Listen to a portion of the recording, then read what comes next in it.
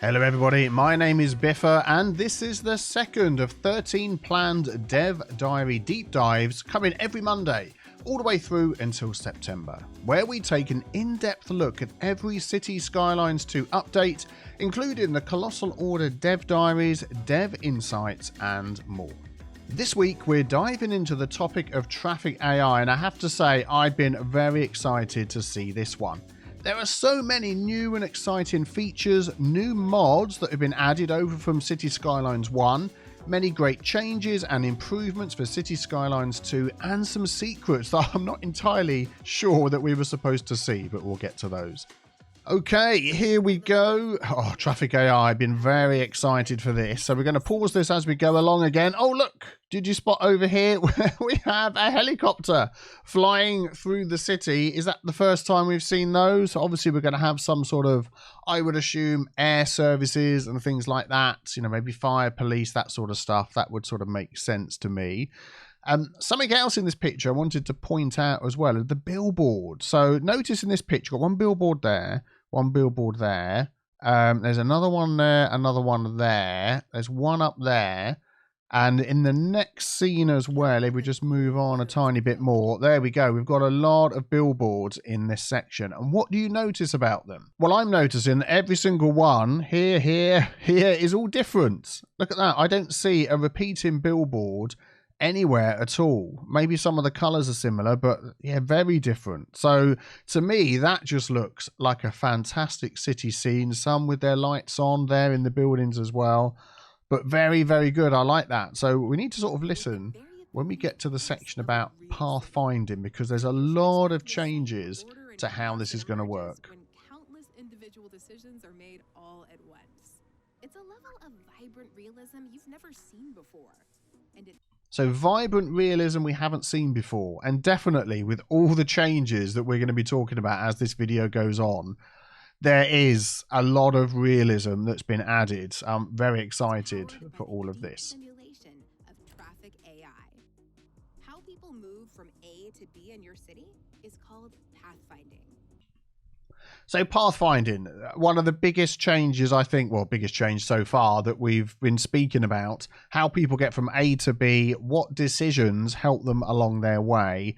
And let's hear what it used to be before, which was basically the shortest distance as the crow flies is how I would explain it. And now so much more has been added to make that even deeper. Previously, pathfinding meant choosing the shortest route by distance.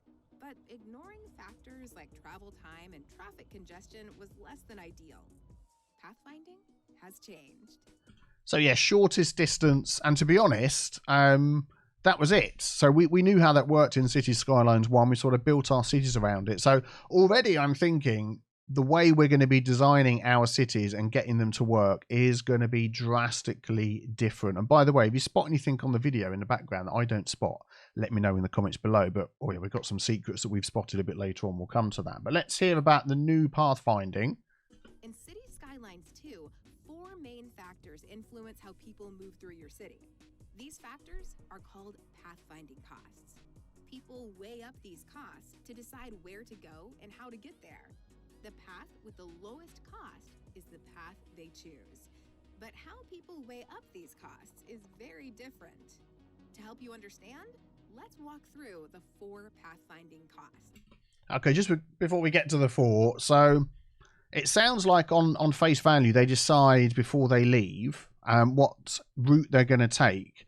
But as we go along, we'll see that that changes dynamically during their journey. And it's not just the vehicles, the cars, the service vehicles, it's cargo, it's everything uses this new, what they're calling traffic AI, pathfinding AI. And they weigh up these costs, which is just mind-blowing to me, the depth that this goes into. And we'll get to that a little bit more when we get to the Dev Diary write-up as well. So yeah, let's find out what these 4 are.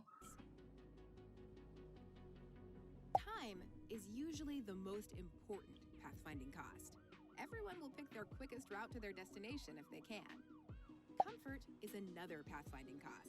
Okay, so we've had time, first of all, as the first one. So people want to take the quickest route to where to go. So they jump in their car. If there's a highway, they'll take that over a slower road. So that is basically as far as we went before. in City Skylines 1. So now with City Skylines 2, we've got this second one, which is comfort. And listen to what's said now. Who doesn't want a smooth journey? Wouldn't you avoid tricky intersections if you could? So avoiding tricky intersections, which is really interesting, because we'll look at this here and we wouldn't say that's a tricky intersection. Perhaps we've got a bit of traffic build up down here. I don't know whether this is the aftermath of an accident, or I would say they're coming on and they're going off a little bit too close there. But that is maybe how we would build our intersection. So now we've got to think, well, am I making this easy? I think in the dev diary later, it talks about how many turns they take is part of this cost that the agent in the game weighs up. So yeah, I mean, that is fantastic. But along with this is also parking. Availability, convenience, and cost of parking will now impact where people choose to go and how to get there. So availability of parking. I'm pretty sure we've seen in some buildings, like in City Skylines 1, there's actually parking in front of the building built in. This looks like it here. It's all looks like it's built into this emergency department hospital that we've got here, with some charging stations as well. So availability, convenient. So I'm assuming that means how easy to get to, whether they have to park and then walk too far, whether it's too far to drive to the parking, that sort of thing. And cost. So we can change the cost in car parks. There we go. So this medium car park here has an individual parking fee.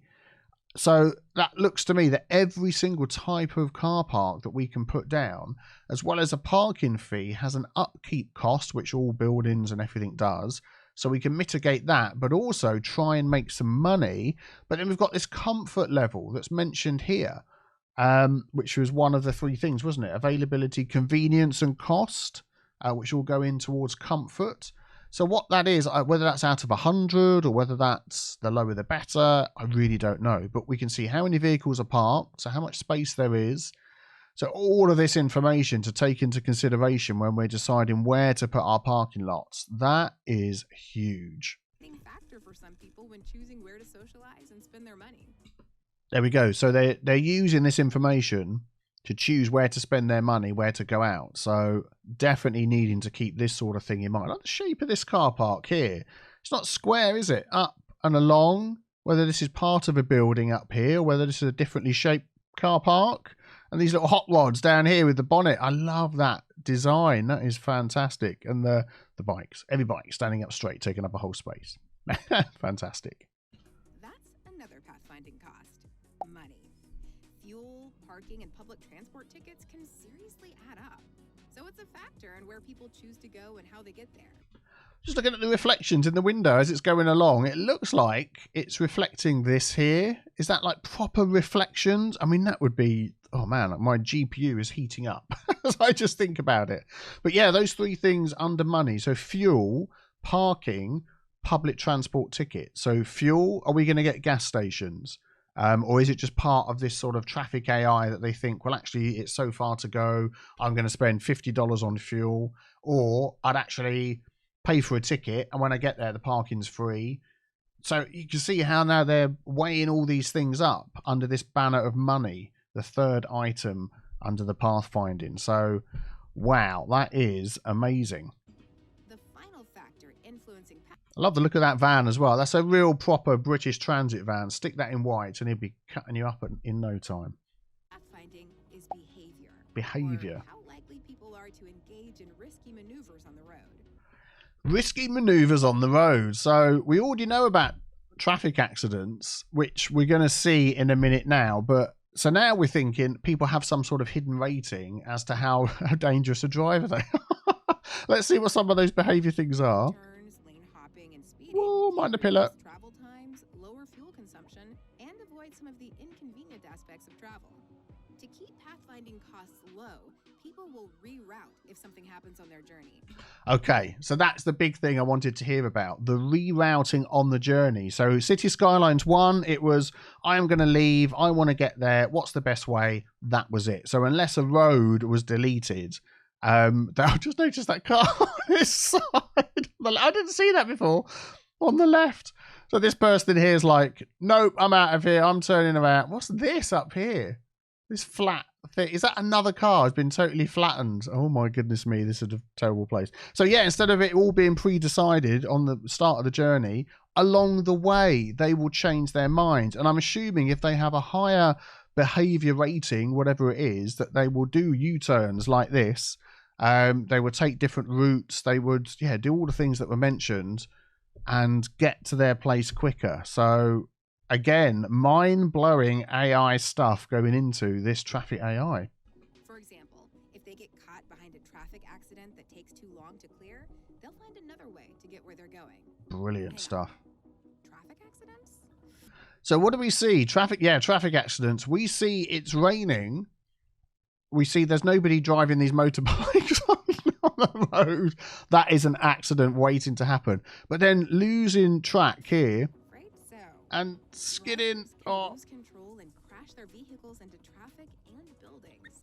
And what we learn a bit later as well is that vehicle then goes across, gets in another vehicle's way. They can skid and cause part of an accident, and we can get a pile up. So, yeah, seeing that. You see, things like wet roads, extreme weather events, and the time of day. Okay. So weather, wet roads, I'm assuming slippery roads with the snow. Road condition, so we know we've got the road maintenance trucks to help with that, and time of day. So is that now real-time mod added, question mark, time of day? So kids dropping off at school time, rush hour, finishing work time. We know we get sports events, in Cities Skylines 1, lots of people come out, but is this another mod that's been added, rush hour or something along those lines, that sort of dynamic added to the city? Maybe I'm calling it here first, that's been added. If so, that is fantastic. Can increase the risk of a collision, but it's actually poor road conditions that should keep you awake at night.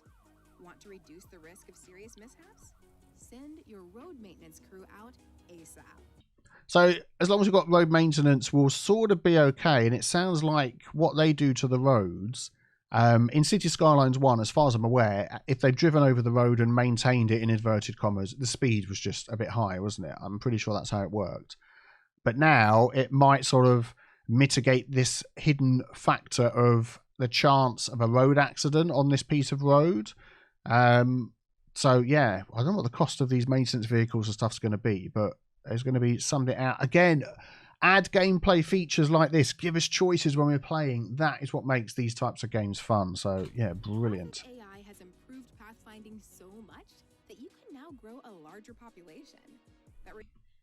Grow a larger population, yes. Why is that the case? Well, because do you remember before we used to build services and they would go all the way across the city, the huge city that we built, and try and deal with somebody on the other side because of the way the AI used to work.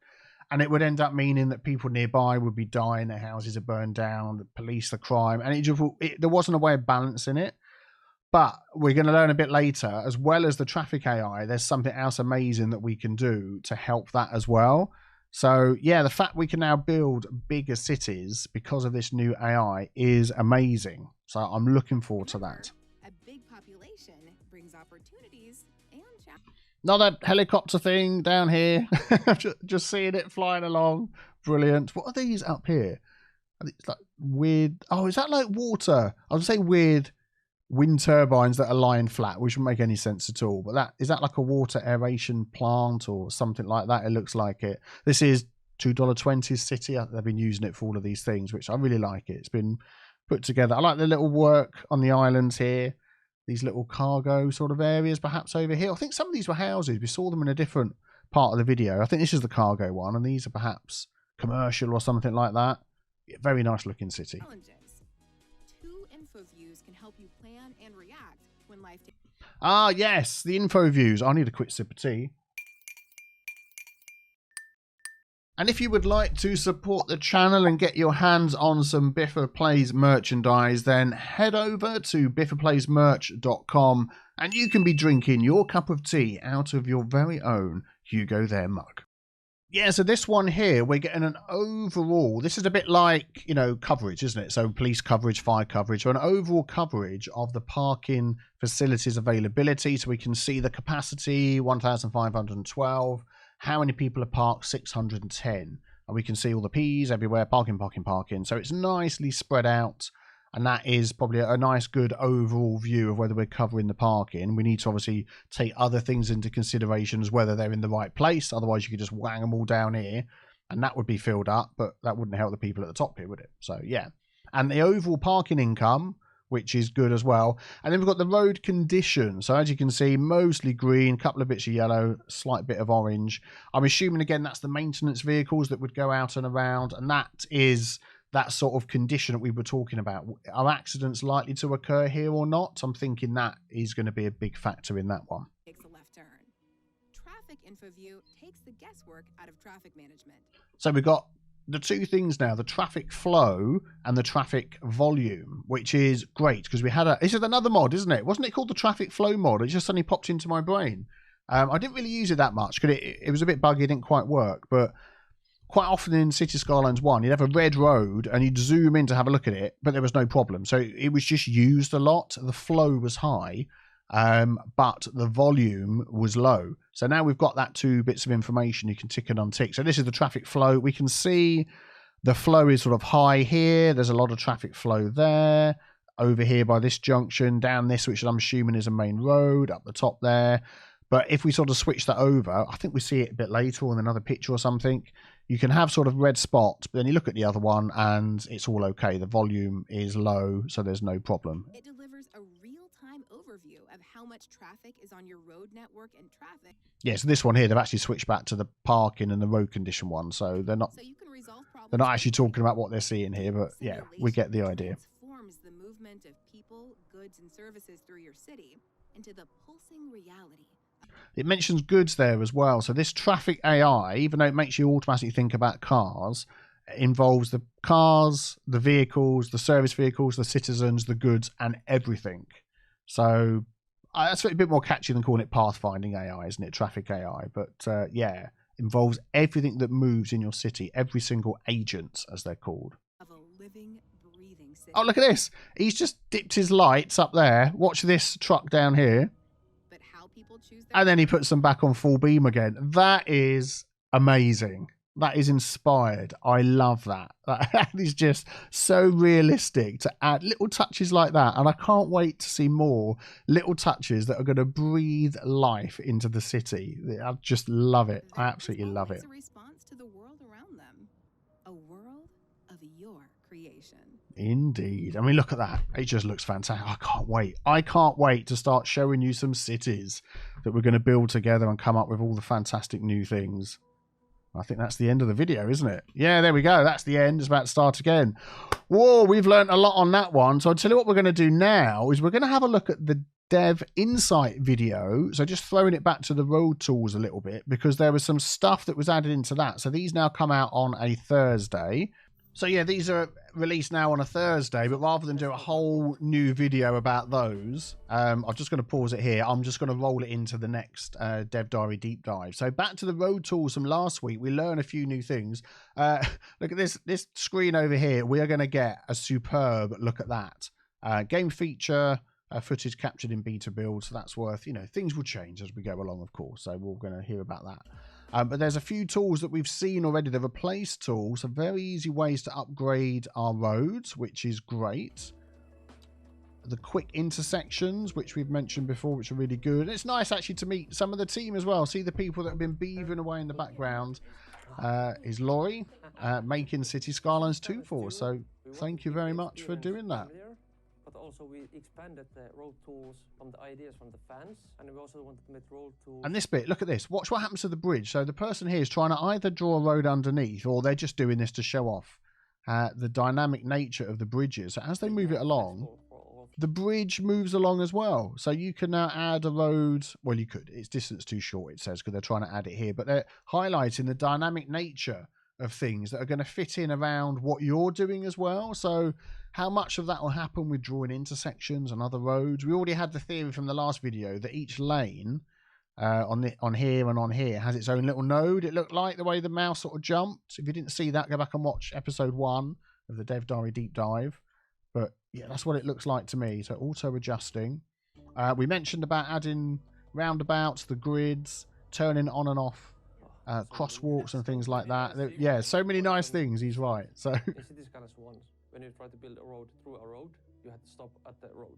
But now you can just continue building through the road without stopping. So this is the easy intersections. Ah, this is the enhanced screen over here. I'm just going to put this on the screen and we're going to have a closer look at this. So thank you very much to Clover Pie on my Discord. Be sure to check the link that will pop up on the screen or be down below to join the Discord. We've got lots of secrets coming out in all the videos. But they've done some super enhancing on here. And let's just zoom in. So what do we see? We've got Elementary School 1 Playground. Then we've got High School 1 something wing. High School, is that Extension Wing? Extension Wing. Yep, High School 1 Library, High School 1 Sports Field. So, another big thing I think we found out here, modular buildings. That looks like to me, to the high school, then 3 modules. I'm assuming above this, on the lines above whatever we're here, that's 100 down there, isn't it? It jumps up, 9 on 100. So above this, we'd have Elementary School 1, and then other items, then a playground. So College 1 Extension Wing. Yeah, I can read it now. Library. University Wing. Park Library. Technical University Wing Workshop Upgrade. Medical University with a wing practice office clinic, maybe. It looks like a C at the end. Clinic. And then research facilities. Radio telescope. Oh, I'm just getting my eyes right close to the screen. Research Center. I mean, I'm guessing Large Hadron Collider. You can work that out. Firehouse. What else? Firehouse Garage Extension. Fire. If that's Firehouse, what's that? I don't know what that is. Garage Extension. Training Facility. I don't know. But look across the top here. We've got XP rewards. So we obviously earn XP maybe from placing them down, I would assume, or something like that. I've got a different one. Service upgrade. Oh, reward for upgrading the service. Oh, there we go. Signature building. Oh, a new thing. Signature buildings. As that's not been mentioned before either, is it? So signature buildings, XP reward. Doesn't seem to be anything in this column, so not sure how they work. Workplaces. So no workplaces showing. I mean, don't forget. Oh, yes, there is. There's all the numbers down the side here. Look. It's because it wasn't in the middle. So workplaces in those. Complexity, simple, complex, complex. Is that to do with what we were talking about before? Complexity. It was mentioned in the stuff we were talking about. Pathfinding, maybe. But this here, evening shift probability, night shift probability. So this to me really makes me feel like we've got some sort of real time in. So I don't know what that's, question marks there. We've got night shift probability in the college. And then the extension adds some to the university, to the Large Hadron Collider. So some buildings have an extra probability of people working there an evening or a night shift, which is great. Ground pollution, air pollution. Air pollution. That is new for Cities Skylines too, isn't it? A lot of these have 0. Whether that's the case or not, we'll see. Noise pollution. Yeah, ground pollution, that looks like. We've got ground pollution there, so I don't know what that is, but yeah, we've learned a lot from that, and that's fantastic. CSI enhanced mode going on there. Absolutely brilliant. Okay, back to the video. Let's continue. So I think we're talking about these intersections on here, which you've mentioned before, that you can just draw straight over roads and it automatically adds the intersections on, which is brilliant. That is really good. You don't need to sort of stop and delete and line something up and do something else. It's like straight through the lot, and we've got it. That is brilliant. Oh, here's that little clip again. Yep. Being more creative. Yeah, definitely. The next one, parallel road tools, which we've used before. Now, I think some of the footage shows it not quite working right, and then at the end you can see it does work right, but they're mentioning... Yeah, there we go. So you can do 2 different rows, and you'll notice they're adjusting the size down here, or the gap between them. And we mentioned that before. I think that moves in. This one moves out. So now they're wider. It looks like they're placing them at the moment, both the same direction. But if you listen to what they're saying and then look at the screen at the end, you'll see that obviously in a later version of the game, they do have one in each direction if you have a one-way road. I think you can see that on here. The arrow's going that way and this way. So, you know, obviously that would make sense and it would work like that. This is where we got the screenshot from. This, I thought this is down here. Dev Diary 4 zoning and something. That'll be what's coming up in the future. So they're leaving lots of little tidbits all over the place for us, which is great. I do appreciate that. I remember I spent countless hours in Cities Skylines perfecting my road network and making my traffic flow. We all do, mate. We all do. So yeah, I'm happy to say that with all the new tools in Cities Skylines 2, like parallel road building, acceleration and merge lanes, sunken roads, with all those amazing tools, you can truly master the traffic engineering. So yeah, I would say that the road building is the most excited feature for me. Yeah, I'd agree, definitely. Our road snapping section. Brilliant. So yeah, we've got all these road snapping items down here, and we get a little bit of an insight as to what each of those are, because we sort of guessed before, didn't we? So toggle all on or off. Hopefully there's a key for that. There always used to be in Cities Skylines 1, which I use that a lot. So then we've got snap to existing geometry. I'm assuming rows that you've already got. Snap to zoning cell length. So that'll be... And a lot of people have noticed as well, the standard sort of zoning is 6 instead of 4. So bigger buildings, but I think that's what that would be. Then you've got right angle, yeah, 90 degrees. Snap to the sides of buildings, which is great. So you don't have to sort of struggle to line things up if you want to add some extra paths and roads in. Snap to guidelines. That'll be the guidelines that come off other roads. And then you've got your grids as well, which we know about. So yeah, fantastic. They're going to be really, really helpful. For highways, now you can add or decrease lanes. You can add on and off ramps. That's also increased. Yeah, there we go. So we can see we've got a dedicated lane there, because it's upgraded now to 3. So instead of a 2, now we get a dedicated lane coming off for that and 2 for that one. So we can do some lane mathematics. 3, 2 go off, 1 go round there, dedicated lane. That's another snap from me. Lane mathematics in Cities Skylines 2. Fantastic. Which was not available in Cities Skylines 1. The elevation tool. Oh, this is good. The elevation tool. So we're going over roads, but then look at this next thing. Use the elevation tools to build cut and fill roads, and also look at this. So we've got the road down here, and then 1, 2, 3, and I think it gets even higher in a minute when we get a bit closer. Oh no, that's it. What? 1, 2, 3, 1, 2, 3, 4, 5 roads, and they're all stacked. Look at these pillars up here. That is nuts. And then we've got the grids that we've seen before for those that like grids. We can do that. I like this is good. I like this one. So they've got the grid in here, and we've got a residential suitability scale, which is good. So what comes into that? Is it if it's too... I mean, ground pollution is shown, which there's none around here. But is it all the things that you'd normally take into consideration? So the noise, the pollution, is it distance to things that they need and stuff like that as well? Or... I don't think so, because this is just green and there's nothing here. There's no service building. So maybe it is just the pollution and the charm we were speaking about before, if that's a thing. I don't know. Well, anyway, we'll carry on with this one. There we go. People are moving in. Nice big lots as well. Front and back garden, pools, sheds, tons of detail in these props. So this is the sort of thing before it would be one of Avanya's packs, you know, the European houses decorated or something like that. Got a little flag over there. So you have tons of details in these properties. They are looking really, really nice. Replace tool that we mentioned before. Yep, that's looking good. With replace tool, you can add in the bus lanes or tram tracks straight to the roads. So look at that. We're not having to change the road. And it's interesting because it's adding it down the middle. We keep the same amount of lanes, I think, by the look of it. Pedestrian streets as well. Get people walking around. Got parking by the side and then onto a pedestrian street here. But also certain city service vehicles can use them.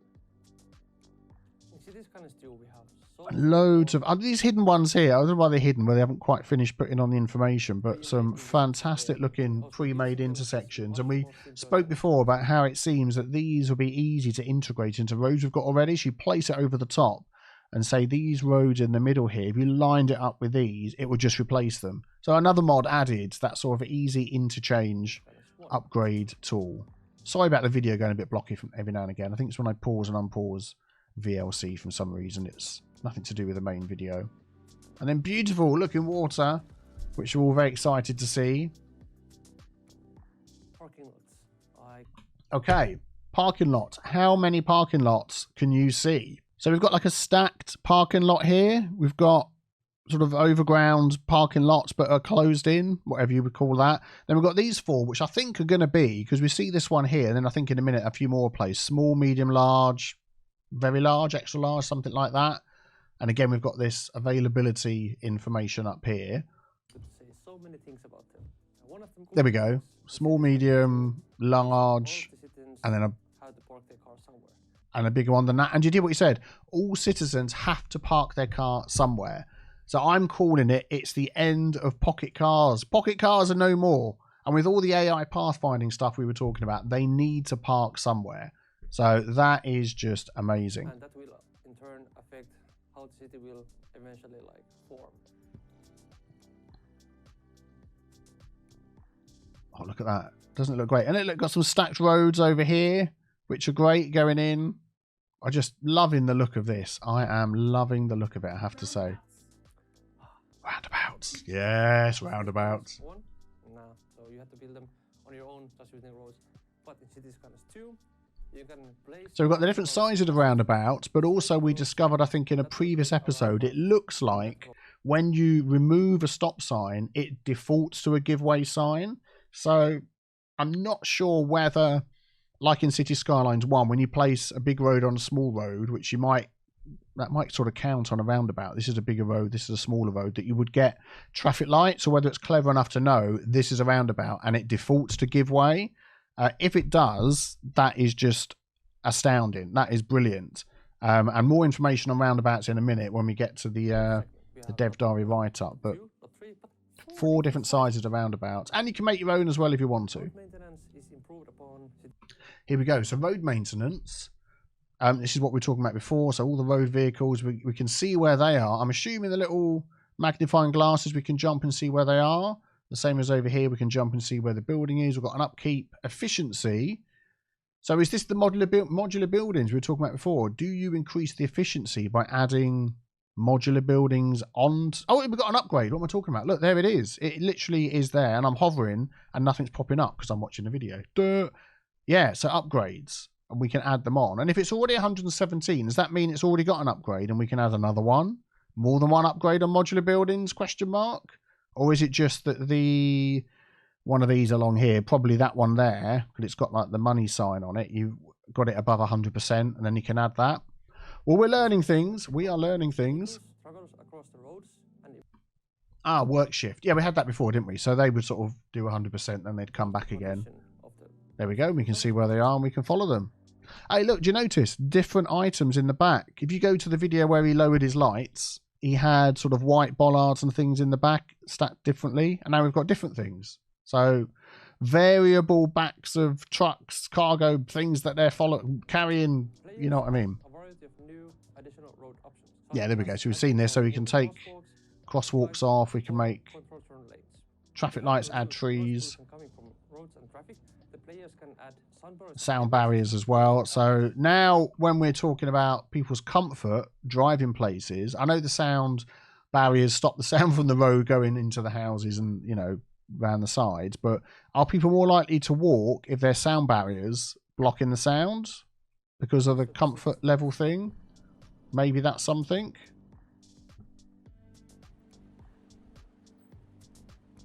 Nice looking vehicles as well, I have to say.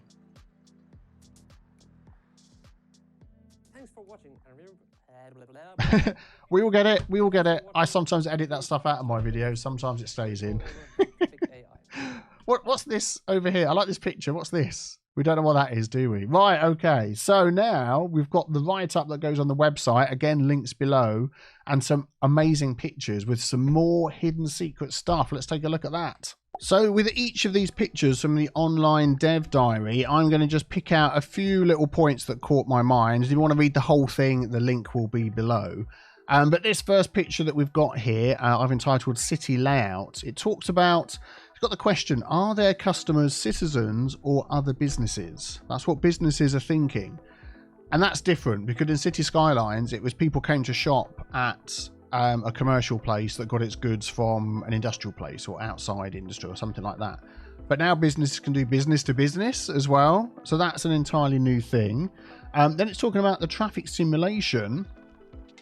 And it says talking about traffic simulation works and what features the agents, so citizens, services, and resources moving around in the city. So this traffic AI or new pathfinding is affecting the citizens, the services, and resources moving around the city. So a lot to take into consideration when you're putting your commercial and industry stuff down as well. So then it talks about previously how they would just take their fastest route. They were sticking at the traffic jam. They wouldn't change their route or anything. But now that cost of pathfinding will take into consideration factors like the city's road network, traveling time, travel cost, agent preferences, and more. So that agent has its own built-in preferences, and it mentions some of the preferences in a minute to do with different types of people, different ages of people. But remember, we mentioned that the agents include more than just people, it's services and resources. So do they have their own preferences as well? We will see, but they'll adjust their route along the way, which we learnt about, didn't we? So then we had the pathfinding costs. So here we've got some cargo to give us some of the idea. One of the agents that we mentioned, resources, cargo. They will seek the quickest route first. So it mentions they'll choose a highway in most scenarios if the highway is overall a quicker route. So that's good that they're more heavily weighted towards highways, because that's what you'd expect in a real world situation. So that's time. Comfort, avoiding unnecessary turns at intersections is one of the things. And that was mentioned, wasn't it, about simpler intersections, so unnecessary turns. So if you built a highway that's overly complicated, it's highway spaghetti, as we see sometimes when we're fixing cities, that's going to have a lower comfort level, and they're going to want to avoid that. So very interesting. And then of course the suitable parking, the public transport stops as well, all added into that. The money, so again it mentions fuel usage, potential parking fees, and then this sentence: in the case of delivery vehicles, the cost of resources they transport increases the further away they're delivered. As a result, selling resources and goods locally is far more cost effective for the companies, as the delivery costs are lower than hauling the cargo to an outside connection. So that's a bit different. So other get Transport Fever, I think. Transport Fever 2, if you just ship it miles, and Open Transport Tycoon Deluxe, I was trying to think about that one as well. Ship something miles, you make more money. But this is more realistic, you know, shipping it locally, delivery costs are lower, much better overall. And then behavior it spoke about, so making dangerous decisions in traffic like U-turns. Emergency vehicles have a more lenient behavior model, so they're happy to do U-turns, handbrake turns, jumps across a bridge, you know, that sort of thing. And they'll make dangerous pathfinding decisions. Talking about the pathfinding, it mentions about the traveller's age group. So we've got 3 categories: teens, seniors, and adults. Teens, the most important factor is money, so they'll have the cheapest options. Adults, it's time, so the quickest options. And seniors prefer comfort. So if the comfort cost is small or it's got a high comfort rating, they'll choose that. So again, things are going to change depending on the age range of your city, how your city is growing, and all that sort of thing. And then finally it says the simulation checks where all available vehicles are at the moment and where their current orders are taking them. A currently closer vehicle might not be selected for the new order if another vehicle is on its way to a nearby location shortly as it finishes its current service order.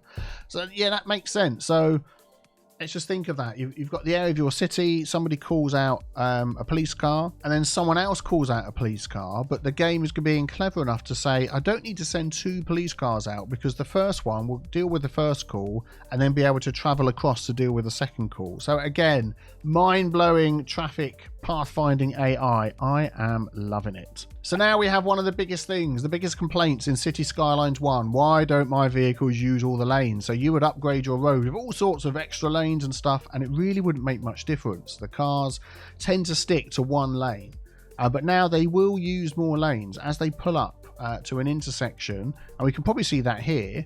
Both of these are going straight on, but they're using all the lanes. They're not hogging one lane. The same over here, they're coming in to use the different lanes. Over here, they've stacked all the way back. So that is absolutely brilliant that they will do that. They'll overtake slower vehicles. They'll switch lanes to avoid blockages. So that might be an emergency vehicle that's trying to overtake, or even a bus. So in Cities Skylines 1, we'd have a bus, say, that would stop here and maybe sticking out a bit, block the lane, and they would just all sit behind them when the other buses would. Now they'll go around them and continue on their journey. And they'll also try and give room to emergency vehicles. So that's like a whole other flipping thing, isn't it? That is just fantastic. And then talking about the traffic simulation, agents and performance. So we have a big city like this, and whereas before this person would say, I'm going to travel over there, they would work out their route down here, up there, over there, quicker to drive, over the top, and would get here. Now they will take into consideration all the other agents that are also making decisions as well as they navigate everywhere. So other vehicles, other pedestrians, everything that's going on, all these other things we've mentioned. Do they have to avoid traffic on the way? Are they going to do a U-turn? Are they using different lanes? All of this is being taken into consideration, and they're doing it, by the sounds of it, time and time and time again as they are on their journey as well. So I mean, what kind of flipping supercomputer do we need to run this game? Hopefully they've taken all that into consideration, that we don't own supercomputers. And it does mention that pathfinding calculations are more numerous and more in-depth than in Cities Skylines 1. But it also says the calculations are more efficient, resulting in higher performance across the board, as the pathfinding and simulation, among other calculations, take advantage of all the available processing power of the multi-core CPU. So all of us that have more than one core, and we rejoice that all of the cores are going to be used up. Which is brilliant. And Cities Skylines 2 doesn't have a hard limit for agents moving about in the city. So again, that's another mod that was added. What was it? Over 65,000 agents? Or was that nodes? Am I getting mixed up? But anyway, I'm sure there was mods that allowed you to have more cars, wasn't there? Which now there's no limit. The limit is your hardware limitations, whatever you're using. If you add more stuff, more memory, CPU, GPU, probably not used for the calculations, I'd imagine, more the graphics. But you'll be able to have more things moving around in your city, which is brilliant. So then, roundabout behavior. Here we can see the yield signs that are put on the roundabout, which is great. That is what we want to see. Yield, or I'm assuming if we can do European cities, it'll be give way. Well, I guess we'll find out about that. But it mentions that when they enter the roundabout, they'll be giving way. But like in real life, a vehicle might cut in. So this gap that's through here, they might try and cut in. Now, before, the way it worked, because there'd be a node here, and let's say the last node was over here, so we had like the 4 nodes with the 4 sections of road. If the previous segment between the 2 roads was empty, then they would go, because sometimes you can sort of trick the game, add an extra node a little bit closer if you use mods, so like sneak an extra one in, and the segment would be tiny then, so that this segment would be empty, and they would go. Well, now it looks like they would just do that anyway. They'll try and cut in and try and get through, using all the lanes, sneaking through intersections at the last minute. Real proper AI stuff, which is great. And then we get to this poor person. They flipped their little smart car onto the roof, and the wheels are just like the little the wheels that we have on my kids' toy cars.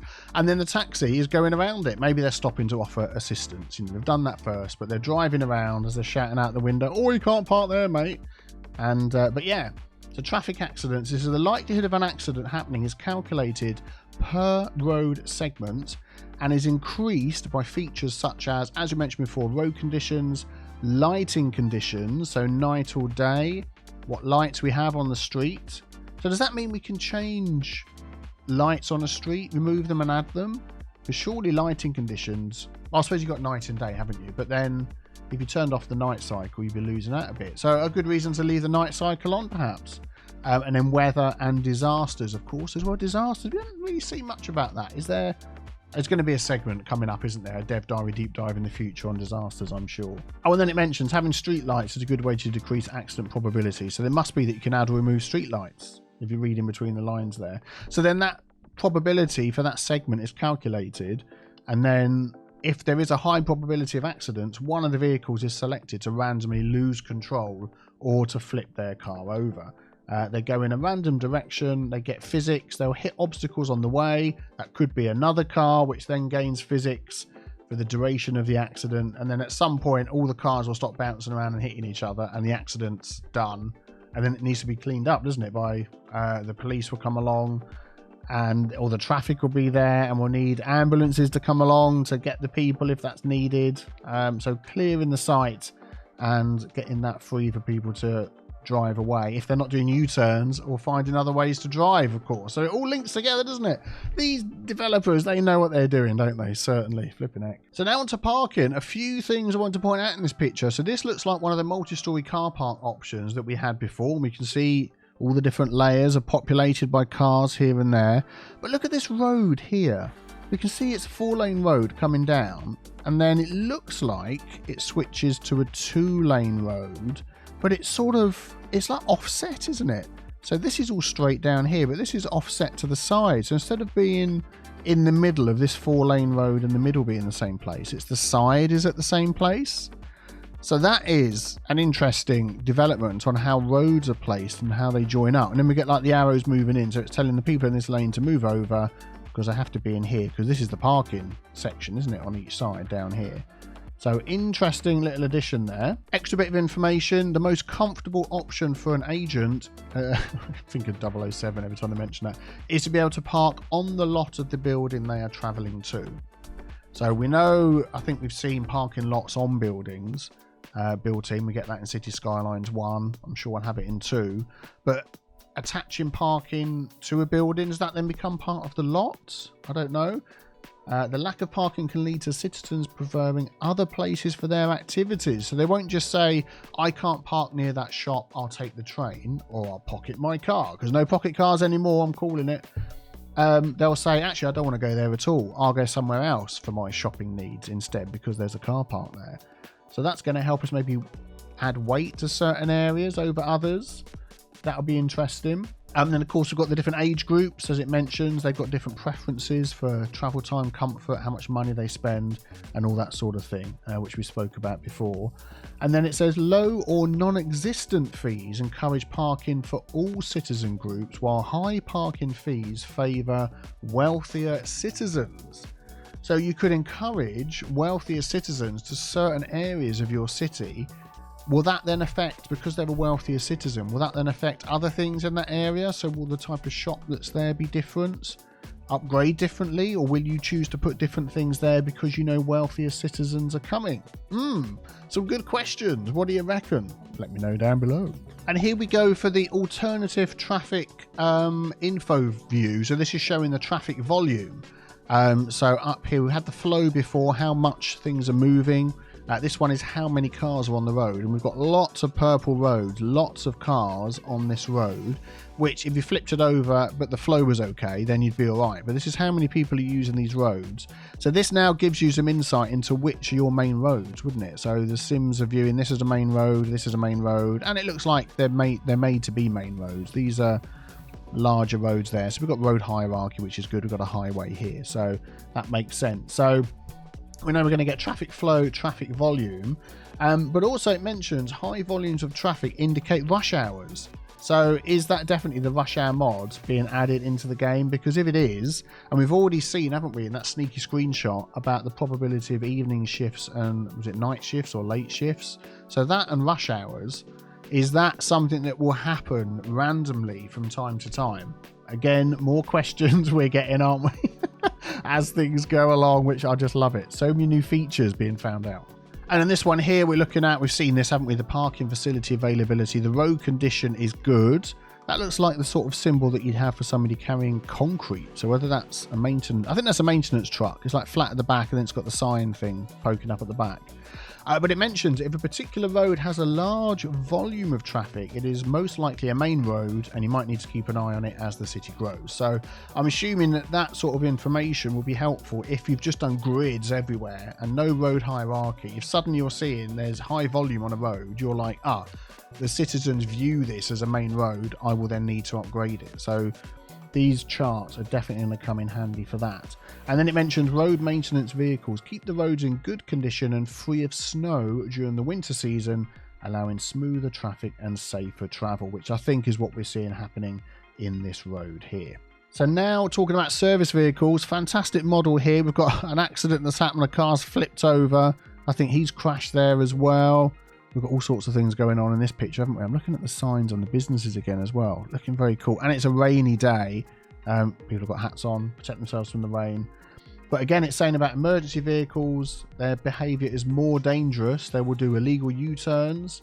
Other vehicles will do to, or these vehicles will do to get to where they need to go, and other vehicles will give way to them. And it also mentions taxis, which select their route according to all the rules, similar to private vehicles, but they will pick up taxi fares at taxi stands, which, if we have the taxi depot upgraded, I think that's modular buildings confirmed, isn't it? Upgrades on buildings. They can pick up fares anywhere in the city. So now we've got taxis that will go around and be taken into this consideration. Traffic AI, my mind is being blown even more of all the things I've got to think about. But then this next sentence, I think we spotted this before. It was on one of the pictures with districts, wasn't it? But it says service vehicle operations can be limited to player created districts. So we can draw a district and we can say these vehicles only work in that district. They will only respond to emergencies in that district. So even though the AI sounds a lot better, it's not going to suddenly send out people from the other side of the city to go to a fire. We can even say, you just stay in this little part of the city, or, you know, we're getting bigger map sizes. I've got 3 cities built on the map. I want you in this city and I don't want you answering calls somewhere else. And it says any city services can service 1 or more districts. Yeah, so you can say here and next door, but no further, sort of thing. So that is very interesting as well. And in the next picture, I think another mod has been added. So this is in the section talking about traffic between other cities. And here you can see add in roads to the edge of a map. Now, what I find interesting about this is I'm assuming these are the edge of the map, not just the edge of the tile, because adding rows up to the edge of a tile is sort of standard practice. But this sort of symbol is what we would see at the edge of a map.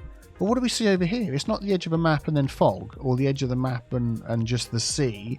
It's the edge of the map and more land. And we've got the edge of the map with a railway line over there. Hopefully the nodes are far enough down, we don't get any traffic. Now we haven't got pocket things, and I don't know whether we've got despawning cars and trains or not. Have we seen that in any videos yet? I don't think so. But we will get traffic come from other cities, and we've always had that. But you can help that traffic. They will go through your city if that is the best route to go, or if there's a shorter route that you add in, so it bypasses your main city areas, they will take that instead. What is the most cost efficient in regards to pathfinding? But this mod, add in any extra outside connections as well. That is a whole nother new thing, which is absolutely fantastic. So which additions to the new traffic AI are you most looking forward to? Let me know in the comments below, and subscribe before you go so you can be back here next Monday as we take a deep dive into the public and cargo transportation dev diary. Then check out the next video on screen and have a great day. Take care everybody. Bye bye.